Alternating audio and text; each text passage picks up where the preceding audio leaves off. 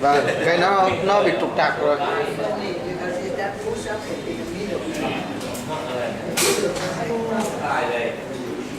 Alright, so we have the devil come to Jesus.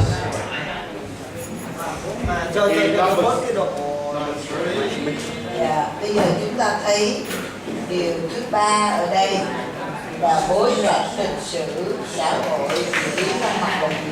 So some of the context is the devil comes to Jesus and says, if you are the Son of God.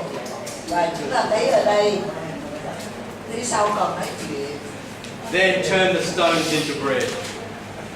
Ở đây ma quỷ nói với Chúa Giêsu rằng nếu ngươi là con Đức Chúa Trời thì hãy biến đá này thành bánh đi.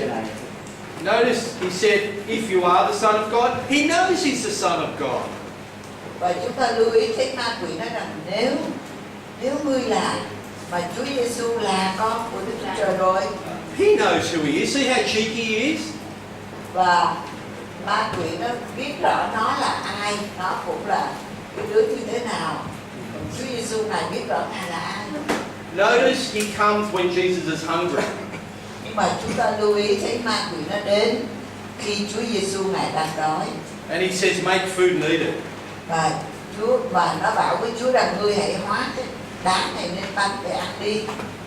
But do you know, if you've been fasting a long time, like 40 days, you can't immediately start eating heavy food. Nhưng mà chúng ta có biết rằng khi chúng ta đã nhịn ăn lâu ngày thì chúng ta không thể nào ăn trở lại ngay những cái thức ăn nặng được. Why do you think that is? Và tại sao vậy?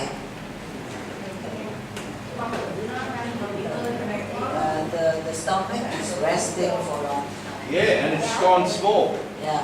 Và khi cái bao tử chúng ta nó nhịn ăn lâu ngày thì nó thâu lại, rút lại. And a lot of people who have fasted for a long time and eaten a heavy meal has caused a lot of problems. Và có rất nhiều người sau khi một thời gian kiêng ăn lâu dài, khi họ ăn trở lại, họ ăn nhiều thì họ bị nhiều nan đề lắm. If you're not careful, it can actually even kill you. Và nếu bạn không cẩn thận, việc ăn nhiều ngay lập tức như vậy các bạn có thể bị chết. So we don't know if the devil was trying to do that, but it's a possibility. Nên chúng ta không biết ma quỷ nó muốn làm gì, nhưng đó cũng là một điều có thể nó muốn. But notice what Jesus did. Nhưng chúng ta lưu ý thấy Chúa Giêsu Ngài đã làm gì? He quoted a passage from Deuteronomy chapter 8. Ngài đã trích ngay một đoạn, một câu kinh thánh ở trong Phục truyền luật lệ ký đoạn 8 câu 3.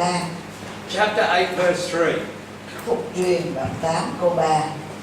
Could someone please read what Jesus said? Xin nhờ một người Verse 4. đọc Chapter 4. trong Ma-thi-ơ đoạn 4 xem Chúa Giêsu đã nói gì.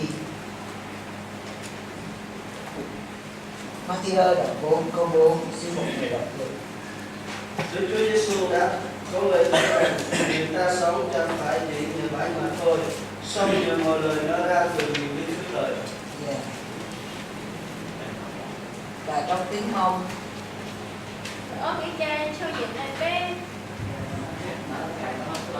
Đoạn 4 câu 4. Ma-thi-ơ đoạn 4 câu 4.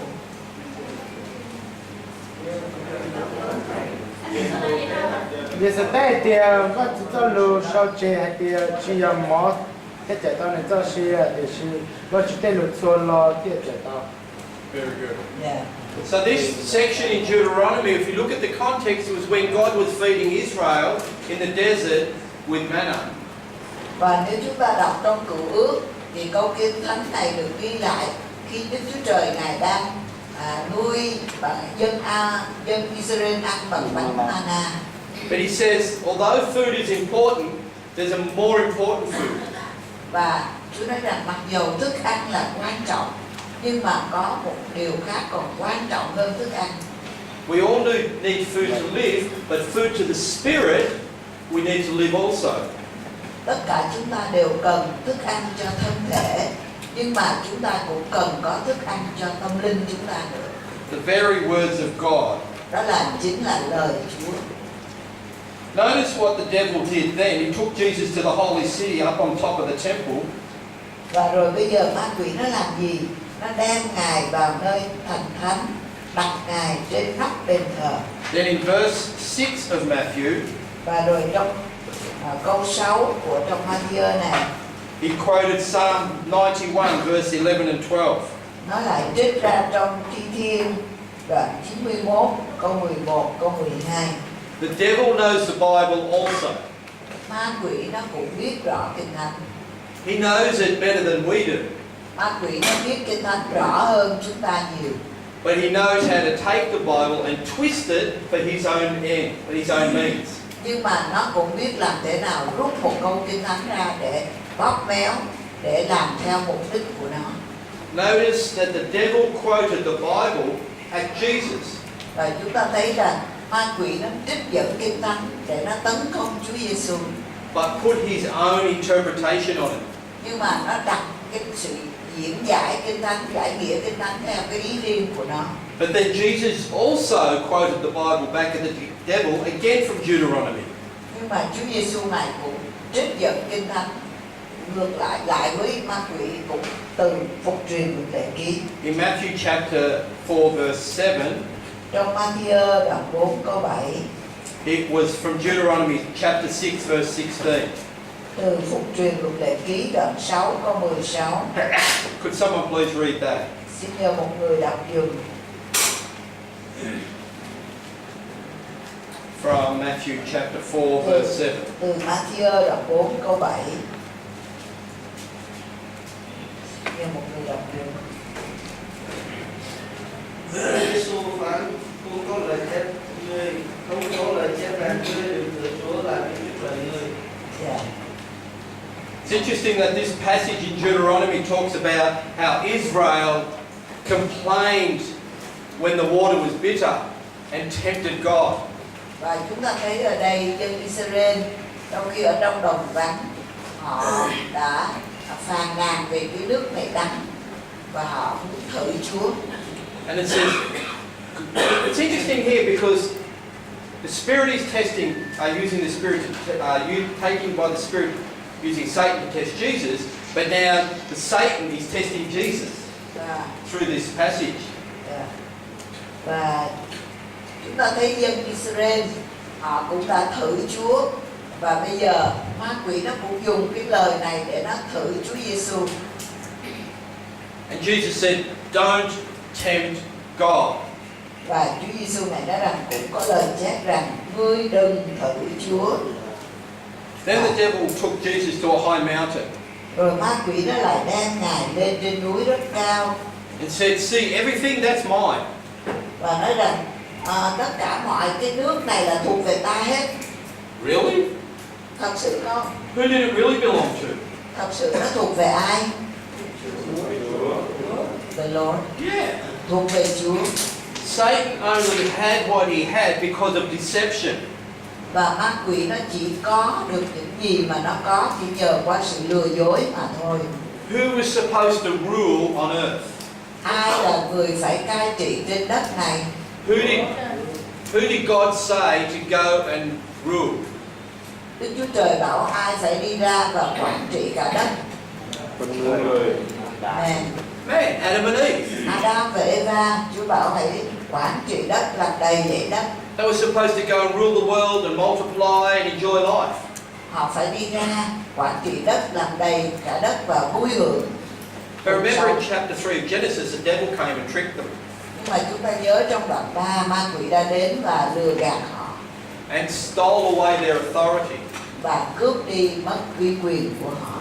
And Jesus has come back Và Chúa Giêsu Ngài trở lại to get that authority để lấy cái uy quyền đó and give it back to man. và trao lại cho con người, Give it to the church. trao lại cho hội thánh. We have the authority of Jesus Christ. Chúng ta có uy quyền của Chúa Giêsu Christ. Not to build our own kingdom, but to build the kingdom of God.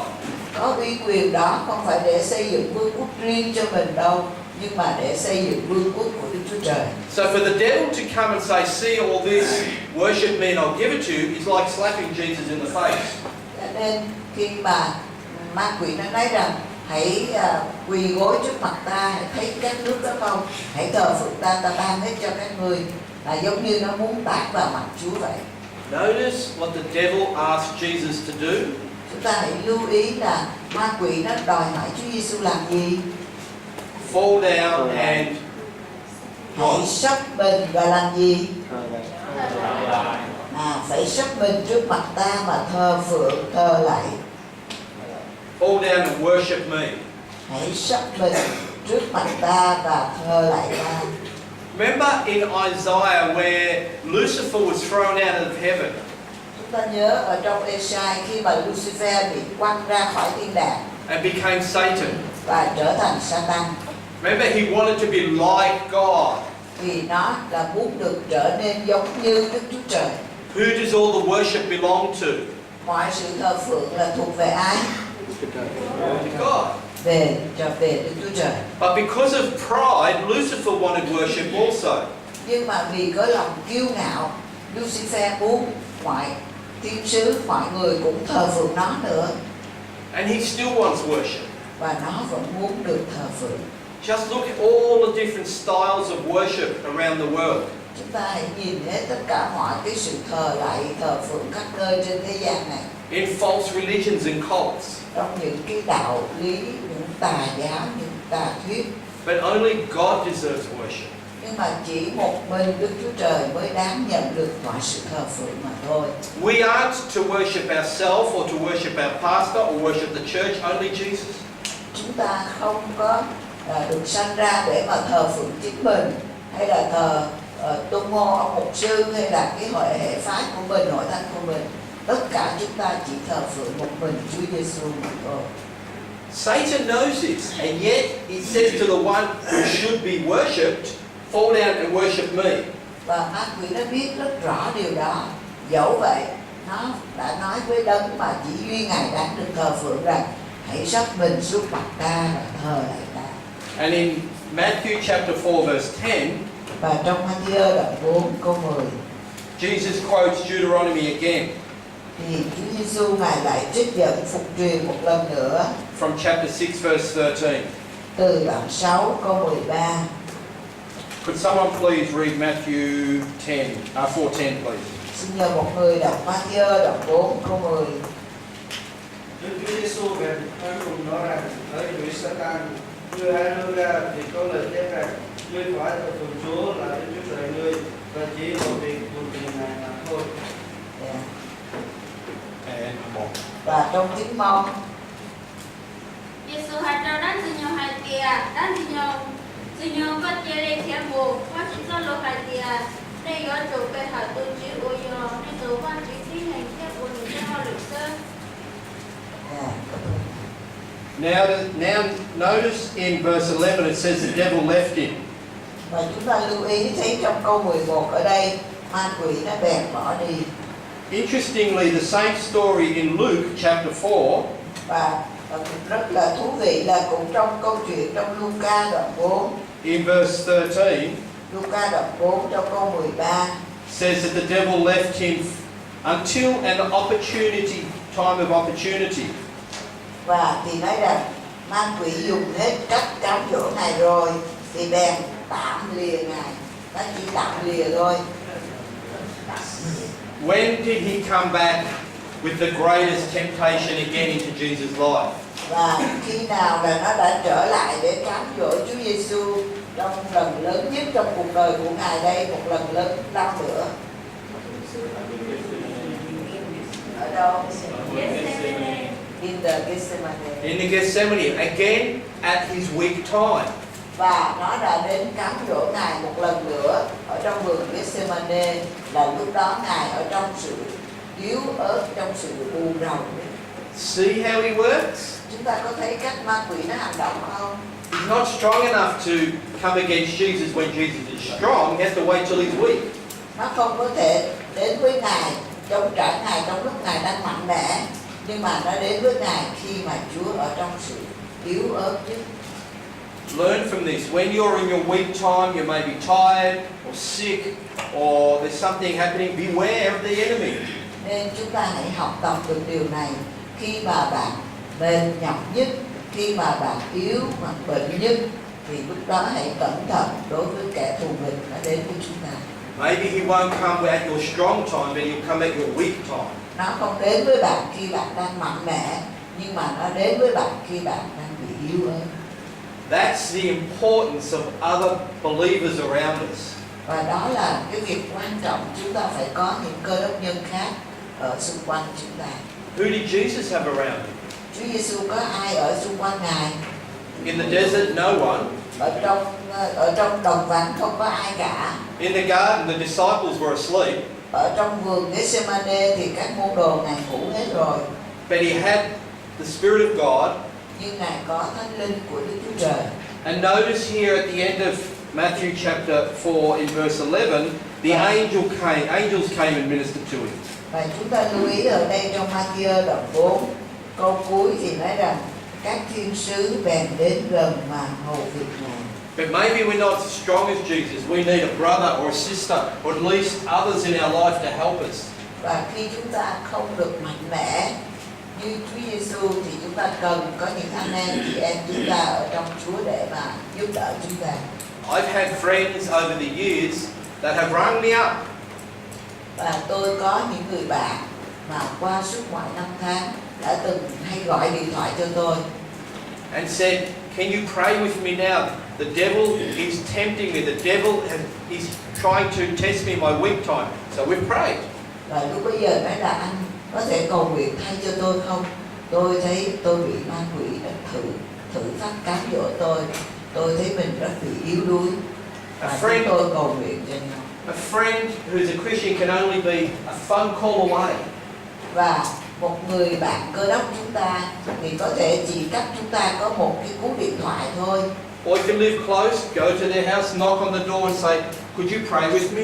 Và nếu người bạn chúng ta ở gần, chúng ta đến thăm bạn đó, gõ cửa và nói nhờ anh cầu nguyện giùm tôi. See the strength in numbers. Chúng ta thấy khi mà có nhiều người với nhau thì có sức mạnh. We love God by ourselves, we study by ourselves, but we need to also be together. Chúng ta cũng yêu mến Chúa một mình, chúng ta cũng yêu mến Chúa, chúng ta cũng yêu thích học lời Chúa một mình, nhưng mà chúng ta cũng cần học lời Chúa với nhau, cùng với các anh em cơ đốc khác. I could come to Vietnam by myself.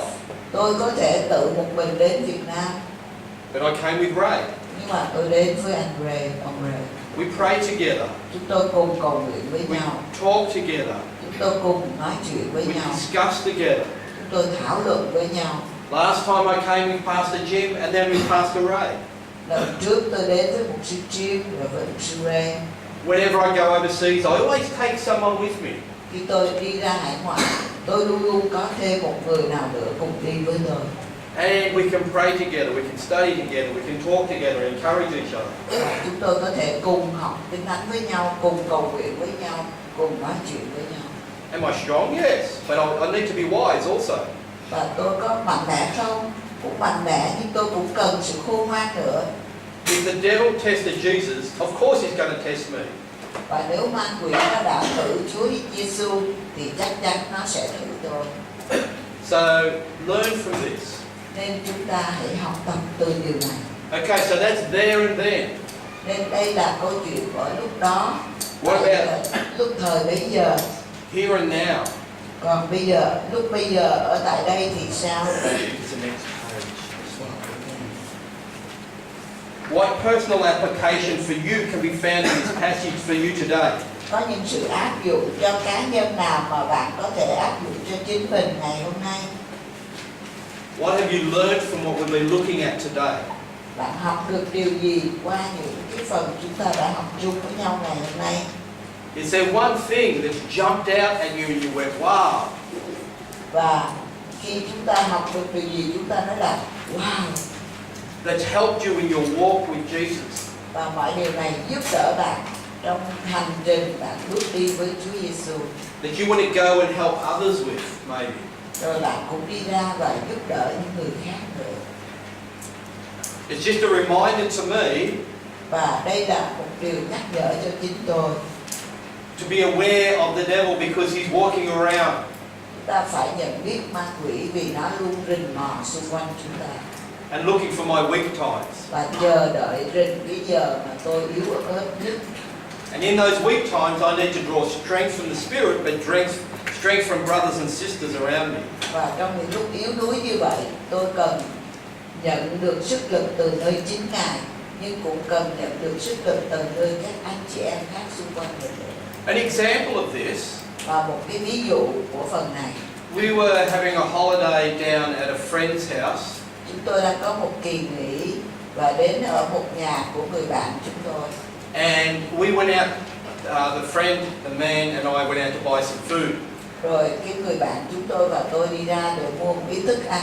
And when we parked the car, we went to the shop. Và khi chúng tôi ngừng xe hơi tại đó, đi vào trong cái cửa hiệu.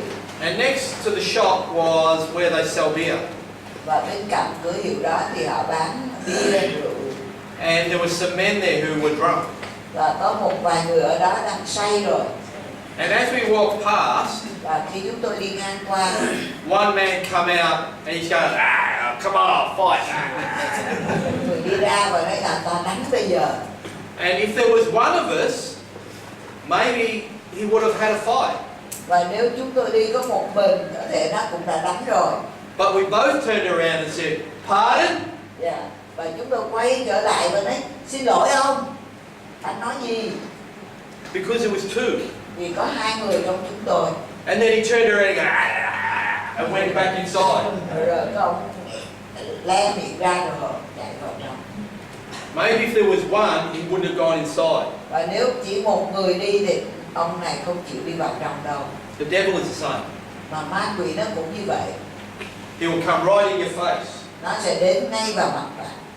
But in prayer, with the Spirit, with those around us, we can stand. Trong sự cầu nguyện cùng với Đức Thánh Linh và cùng với anh em mình, chúng ta có thể đứng vững vàng. So that's the thing that spoke again fresh to my heart today. Nên đó là điều mà cũng phán dạy một cách tươi mới với lòng tôi ngày hôm nay. So what has been said to you? Còn về phần các anh chị em thì anh chị em học được điều gì? And then we come to this one. Yeah. So what? Nói vậy thì bây giờ What are you going to put into practice? bạn sẽ áp dụng điều gì? It's good to understand there and then. Và khi bạn hiểu được câu Kinh Thánh nói gì vào thời đó, vào lúc đó, It's good to understand here and now. rồi bây giờ chúng ta hiểu được nó có ý nghĩa gì vào thời bây giờ ở thời điểm này. But if there's no response, Nhưng mà nếu chúng ta không có đáp ứng lại với mọi lời dạy dỗ đó, what's the point? thì có ý nghĩa gì? So I will go back and I will pray to the Lord and I will just say, please help me to be aware even more, and I will watch in the weak times. Và rồi tôi sẽ trở về, tôi cầu nguyện với Chúa và tôi nói, Chúa ơi, xin Ngài giúp đỡ con trong những giây phút yếu đuối và cho con biết cảnh giác và nhìn canh chừng xung quanh trong những khi con đã rất yếu đuối. What has the Lord said to you today, and what are you going to do about it? Và ngày hôm nay chúng ta được Chúa dạy chúng ta điều gì và chúng ta sẽ quyết định đi ra làm những gì. So what? Vậy thì việc gì đây?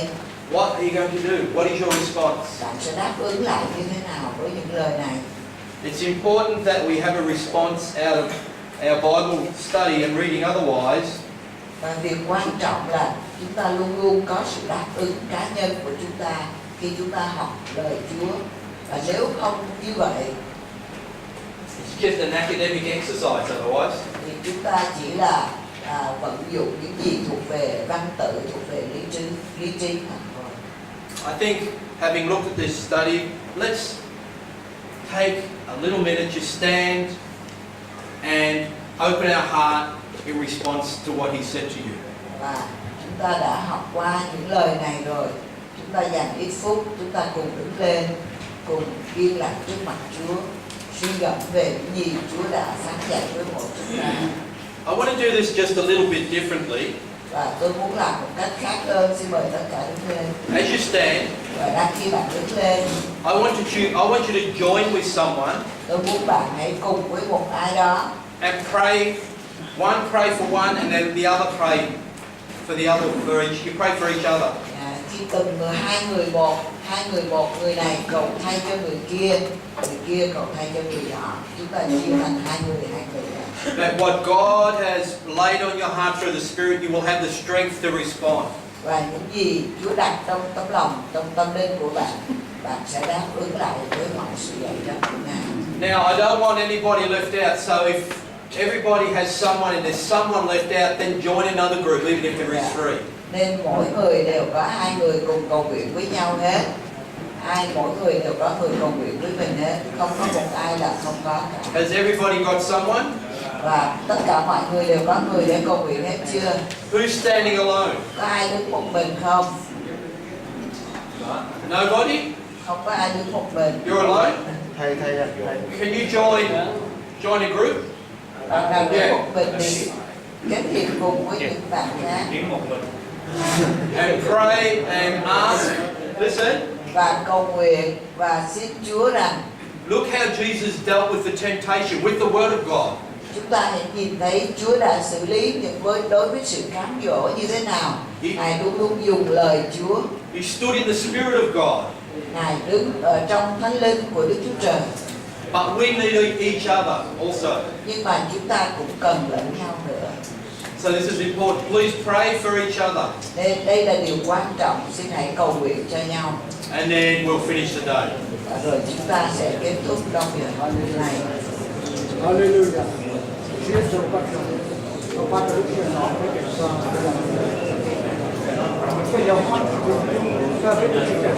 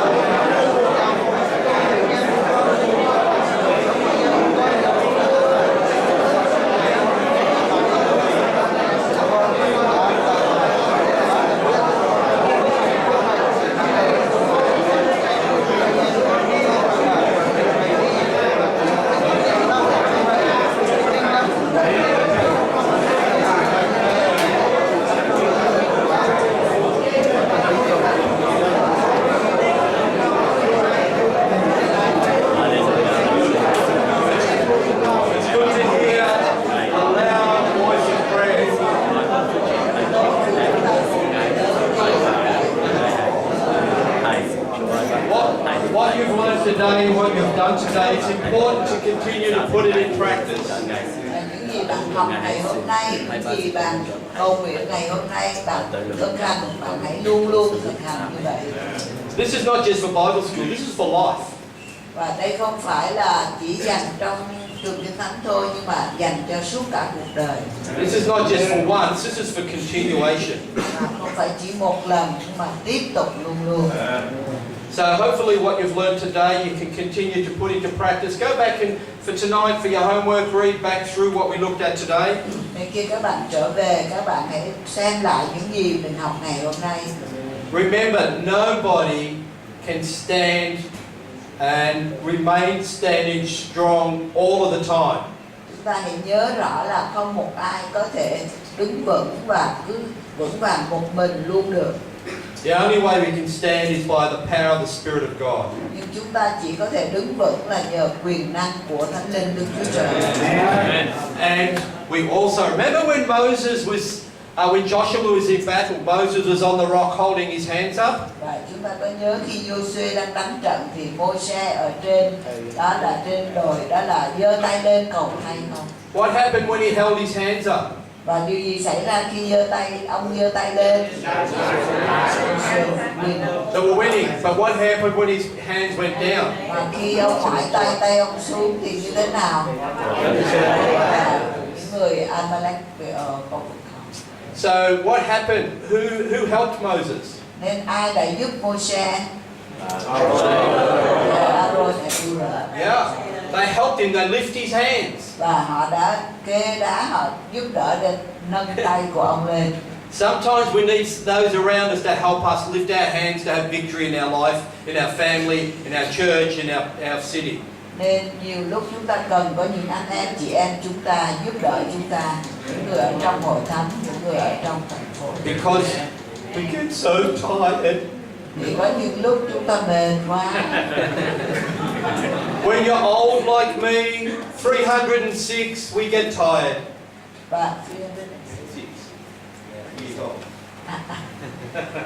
Và khi bạn mà già giống như tôi rồi, nghĩa là 360 tuổi rồi là mệt lắm. Have a good night, have a good sleep. Oh yeah, we come tomorrow. Tomorrow's our last day already. Và các bạn ăn ngon, ngủ ngon, mà ngày mai mình trở lại là ngày cuối cùng rồi. How fast has it gone? Nhanh kia chưa? Chúng ta mọi ngày qua rất nhanh. So tomorrow we're going to study till midnight. Nên ngày mai chúng ta sẽ học từ sáng cho đến khuya. No, not really. Không phải đâu. Till noon. We study Chúng ta till sẽ noon. học từ 8 giờ tới 12 giờ thôi, giờ trưa thôi. Because some people got a long way to travel, so we Một won't số let you anh go. chị em sẽ cần phải thời gian dài để đi trở về nhà, nên chúng tôi sẽ cho các bạn học đến trưa thôi.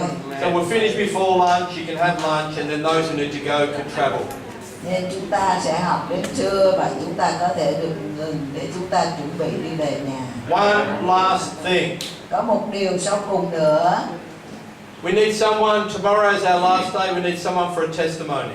Ngày mai chúng ta cần một người làm chứng. Ai làm chứng đây? Okay, you've got it. Yeah? Oh, we'll do 2 testimonies. Ngày mai chúng ta có 2 người làm chứng. You can do it in Greek and you can do it in Hebrew. Và anh có thể nói trong tiếng Hy Lạp, thầy có thể nói trong tiếng Hebrew.